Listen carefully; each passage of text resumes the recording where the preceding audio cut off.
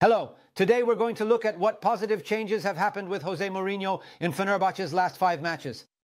Let me tell you something. Jose Mourinho is my idol. As a doctor who sees hundreds of patients every day and every month, if Jose Mourinho were to say, "Hey coach, come let's talk about football for a few hours," I would run to him. He's the only one in the world. Let me tell you that. Now, with KUBİLAY analysis data, we will share with you what Mourinho has changed in the team in the last 5 matches. It will be a great broadcast and undoubtedly a very different broadcast. If you haven't subscribed, don't forget to subscribe. Just a little reminder. Now, let's take a look at what has changed offensively. Fenerbahçe. Week 48, week 93. What was it doing between those weeks? In the last 5 weeks, that is, weeks 9 to 13. We're going to see what they were doing between those weeks. First, we're going to look at the crosses, the most effective way to approach the opponent's goal in Turkey. In the last 5 weeks, Fenerbahçe's crosses have increased by 62% compared to the previous 5 weeks. Amazing. So what will it get? The crosses have increased, coach. After not being able to meet the ball in the opponent's penalty area, you said it. Here, KUBİLAY's analysis data presents another piece of information. The number of times they met the ball in the opponent's penalty area has also increased by 27% in the last 5 weeks due to the Jose Mourinho effect. So, Fenerbahçe has started to have more players in the opponent's penalty area. Just a quick piece of information. Since 1998, for 27 years, you know, I'm the first and only person in Turkey who analyzes football. I saw there that if a football team hits the ball in the opponent's penalty area more than 30 times per match, the opponent's defense's odd error rate increases by 22%. So instead of making 4 mistakes, they're making 5. This is a very important piece of data. So, Fenerbahçe, the Fenerbahçe with Mourinho, has reached an average of 35 meetings in the opponent's penalty area in the last 5 weeks. That's an amazing figure. Mourinho has started to make a mark that fits genetics of Turkey and Fenerbahçe.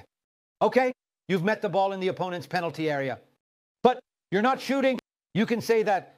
Here it comes. In the last 5 weeks, Fenerbahçe's number of shots has also increased by 31% compared to the previous 5 weeks. These are very big numbers. Such a 25, 30, 60% increase in such a short time is an amazing thing. Jose Mourinho is not my idol for no reason. Let's continue. So, how many clear chances did they miss? Now look, we will show the difference between analysis and statistics here. Oh, you're saying that the clear chances Fenerbahçe missed have decreased. So they're not able to get into clear chances. No, Fenerbahçe's effectiveness, their effectiveness in goal-scoring opportunities has increased. So the clear chances they've missed have decreased. So this is actually a good piece of data. Now, KUBİLAY will continue to show you the analysis data on why it's good. Look, I'm bringing up something else. The XK value shows likelihood of the positions you entered resulting in a goal. Just like all the attacking data of Fenerbahçe that have improved in the last 5 weeks, this has improved as well. It's increased by 26%. You might say that Fenerbahçe had 2 penalties in the first 5 weeks, meaning between 4 and 8, and again 2 penalties between 9 and 13. So, this value has also increased. They're all increasing, and they're increasing quite significantly. So, what has been the result of all this? Fenerbahçe's goals have increased by 80%. While scoring 10 goals, Fenerbahçe has gone up to 18 goals. So, while finding opportunities in the opponent's goal, Fenerbahçe has also started to convert them into goals. Has it really happened that way? What has the conversion rate, which we call the ratio of shots turning into goals, been? Now we might be getting the most important part. Here it is on your screens. Fenerbahçe's scoring rate goes from 13.5% to 18.6%, 38% better conversion. But before that, they were scoring at 13.5%. So there's a 38% improvement in the conversion rate of shots turning into goals. Friends, if a team in the Turkish Football League is competing for the championship and takes over 500, 600 shots a year, and if over 16% become goals, they can score 80, 100 goals and win. Mourinho's current team level is crucial for future championship wins. Therefore, the level Mourinho has brought the team to right now is crucial for being able to win the championship. In the future, putting aside other factors. Right now, this technical issue is beyond them. If he continues to improve with such a percentage, Mourinho will take the team to another level. So now you're attacking this much. So with all this attacking, the defense must be having a bit of trouble. Has Mourinho's Fenerbahçe team's defense gotten into trouble? Now I'm bringing them up on the screen. Look, we looked at Fenerbahçe's total crosses against the opponent. There's almost no change.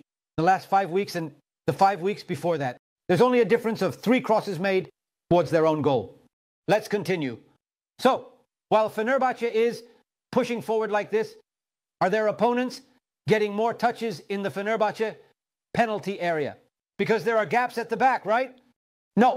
See, the number of times Fenerbahçe's opponents have touched the ball in the Fenerbahçe penalty area has decreased by 25% in the last 5 weeks. It looks like Fenerbahçe is both attacking and not allowing the opponent to attack. Can we answer? Looking at just one criterion? No. We looked from another place, of course. Gürkan. Where did he look from? He looked at the opponent's shots. Maybe the guys aren't getting into your penalty area much, but as they approach your box, they might be taking a lot of shots whenever they find a position inside your area. As you can see, that's not it either. In the last 5 weeks, the shots taken on Fenerbahçe's goal have also decreased by 14%. Look, Fenerbahçe's defensive functions are also improving. Mourinho, Jose Mourinho effect. The guy said an amazing line. The shirt is my skin, he said. It was an amazing line. He's really acting accordingly right now. Let me tell you that too. He's showing that with his attitude. So, in all these weeks, is there really nothing problematic in the last 5 weeks? There's one. The clear chances they gave went from 4 in the previous 5 weeks to 6 here. But the big issue is the percentage of the positions given. However, Fenerbahçe needs to pay a bit more attention to the clarity of those chances. Now, we've come to another point. The XG value of the opponent's clear chances outside of Fenerbahçe's. I mean, what are the situations that make your heart race, raise the blood pressure of Fenerbahçe fans, and create that tension when the opponents find positions against Fenerbahçe's goal? Now, see something interesting here. Look, I'm going to do an analysis again. It's not statistics. This is the most important difference of Gürkan brother. Now, in the last 5 weeks, the XG value of the positions Fenerbahçe has given to their opponents is higher. So, you're saying that it comes down to this. Fenerbahçe is giving the opponents more dangerous positions. Not just in terms of clarity, but also in terms of quantity. They're giving clearer chances. Why has it become 467? Why has the expected goals from the positions the opponent found been higher? Because there are 2 penalties in these last 5 matches. In the previous 5 matches, there were none. If you take out the total value of those 2 penalties, you'll see that the XG value Fenerbahçe has given to their opponents also decreases. Actually, Fenerbahçe has also reduced expected goals of their opponents overall. So Mourinho is attacking and defending. It's very clear that this comes out of here. Has the number of goals scored by the opponent changed in terms of defense among all this? No. In the previous one, they scored 5 goals as well. Now they have scored 5 goals as well. Moreover, out of the 5 goals scored in the last 5 weeks, 2 of them were penalties. So, actually, the goals Fenerbahçe has conceded in open play have also decreased. Let's continue then. Now, what percentage does the opponent score when they shoot at your goal? That's important too. Livakovic is in great form. They're really doing a good job. Now, when you look at the values here, you can see that the goal conversion rate of the shots on Fenerbahçe's goal in the last 5 weeks is high. Now, the mathematical value shows this. But let's remind ourselves that 2 of these goals were from penalties. Since the percentage of those 2 penalty shots is very high, it seems as if Fenerbahçe's shot-to-goal ratio in the last 5 weeks has been high. If you take out those 2 penalties, the goal conversion rate, the shots on Fenerbahçe's goal has also decreased. So, no matter how you look at it, Jose Mourinho's team, with the inclusion of Özayden, has increased their attacking functions, Tadic being an amazing playmaker, and starting to do well on the right wing, which was heavily criticized at first. All of this combined with Nesir's involvement and his increased use of crosses, and Nesir tiring out the opposing defenses, followed by Checo coming in. let me tell you a piece of data from KUBİLAY analysis that you won't find anywhere else in Turkey. We looked at the high-intensity runs of the opposing centre-backs when Nesir started in the starting 11. We also looked at the high-intensity runs the opposing centre-backs after Čeko came into the game.